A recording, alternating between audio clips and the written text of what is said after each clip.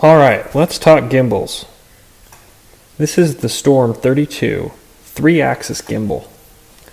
And honestly, if you're flying a Pixhawk, this right now is like the best gimbal you can get for it, specifically because it is budget friendly and it does everything you could want and everything you could ask it to do.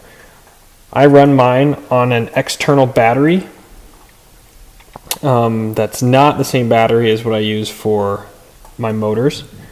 It's just a simple 3S battery, and I want to show you guys today how to connect this to your Pixhawk. The fastest, easiest way.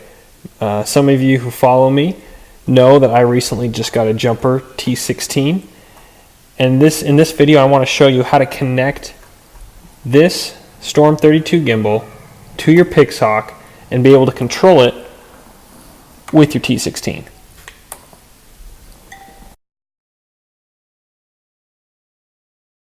So as you can see, I've configured these two sliding switches, one on my left and one on my right, to be able to adjust my gimbal. My right one does the tilt, and my left one here does the pan. So for example, if I wanted to fly alongside somebody, I'll go all the way over, that way, I could fly straight but be able to follow somebody at their side. So I think those are the two that, are the best to set up. That's what's nice about having a 3-axis gimbal. So I want to show you guys how I did this. Fast and easy, right out of the box. I didn't do any configuration to my Storm 32 board at all. And the key to this is set it up as if you were going to control a couple servos. You can use Mavlink and other features with this gimbal that are more complex, but to just get it set up to control on your radio, it's super easy. Here's how. Okay, the first thing you're going to want to do is set up your radio. So if you haven't seen how I've set up this telemetry, I have videos, I'll link them in the description.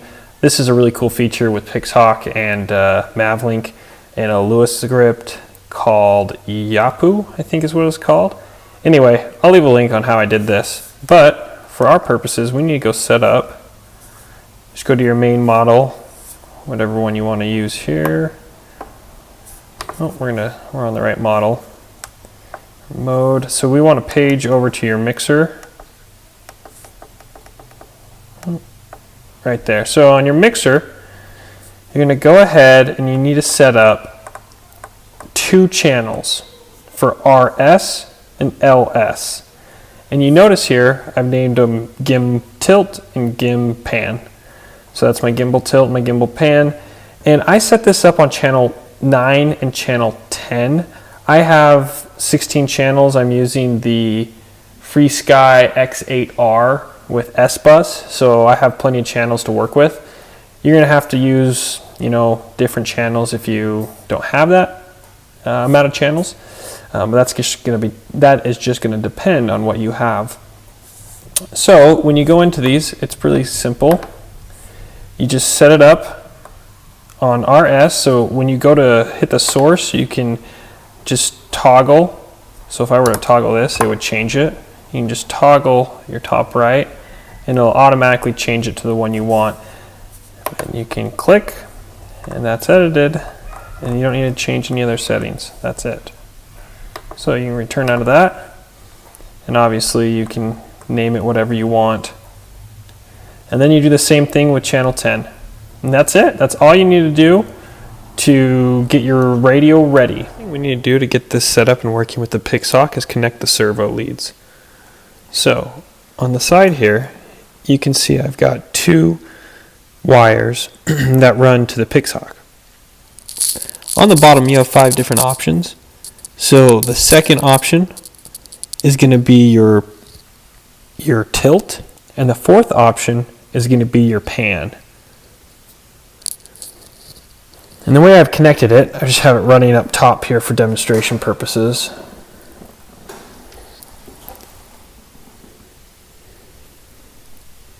But here on the back side of your Pixhawk,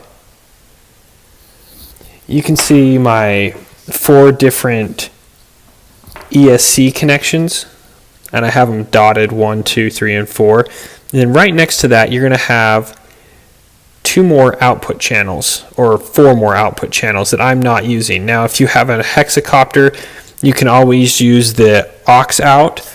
The main out, I mean, they're open for me, and so I'm going to use those. So that's going to be number 5 and number 6. And in Mission Planner, we're going to set that and configure it all. And all you need to do is run the signal lead. And that's it. Super simple, super straightforward. Just run your signal leads, set it up in Mission Planner to output, and that's it. So let's go ahead and show you how to do that. Okay, the first thing you're going to want to do is get your Pixhawk connected to Mission Planner. I've already got that done. And so then you're going to go over to Initial Setup, Optional Hardware. And down here you have Camera Gimbal. Now this is where you're going to start entering all the different values that you want and to get your gimbal set up. What you have here is the type, and this is notifying the type of gimbal you're going to be using, and there are a bunch of different options, including Storm 32 Serial, Storm 32 Mavlink. And there are some really cool things you can do with the Storm 32 and Mavlink. You can even control it with a PC joystick through Mavlink and things like that, but for our purposes, this is the simplest, easiest way to get your gimbal up and running, and that is with a servo, and that's how we're going to set this up. So for my tilt, as I noted, in the back of the Pixhawk, we're going to be using the 5th pin out, the main outboard. We have my 4 ESCs, and that 5th one is going to be our out. And so servo 5, tilt, stabilize tilt, check, and then the input channel from our radio into the Pixhawk. Now, if you remember at the very beginning of the video, we set up my radio to have RC9 as the input channel. And so the way this flow works is you have the RC in coming in from the radio on channel 9. The Pixhawk interprets it through what we give it, right? And what we tell it to go out to, and we're telling it to go out to servo 5. And that's how we have our servo leads going and connecting to the Storm 32. And so that's how that works. And then you go down to pan and you're going to do the same thing. We had input channel RC10 on the radio, and then we are going to map that to servo 6 on the Pixhawk. And these default values are great. You can leave those as is. If you want to play around with the servo limits and the different things, you absolutely can. I have, but for my purposes, just leaving them default has been great. But feel free to play around with it. The only thing you need to do is when you do make a change, you can just press enter or click out. I mean, it updates it automatically. So you could just click camera gimbal again or something or enter, and it will push those values. All right, so there you have it. Got the levers all set up, working just as we would expect.